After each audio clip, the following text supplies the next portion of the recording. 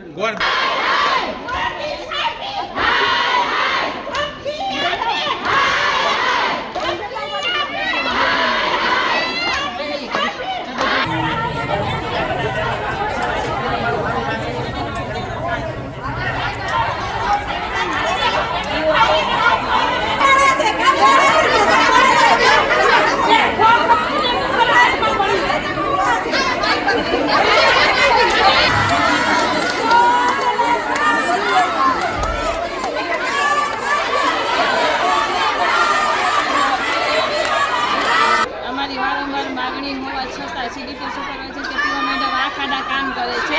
જ્યારે હોય ત્યારે અમને વારંવાર દબાવવાના ધંધા કરે છે, જ્યારે હોય તો પગારના કાપવાના કરે છે। આંગણવાડી ખોલી હોવા છતાં આંગણવાડી બંધ છે એવું કહે છે।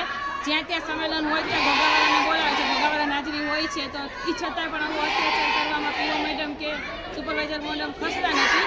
નવા હાલ સીડીપીઓ આવેલા છે, 2 કલાક પહેલાં હાજર થયા, 4 વાગે નોટિસ આપે છે પગાર કાપવા, પગાર શા કારણે કાપો છે ખબર નથી પડતી।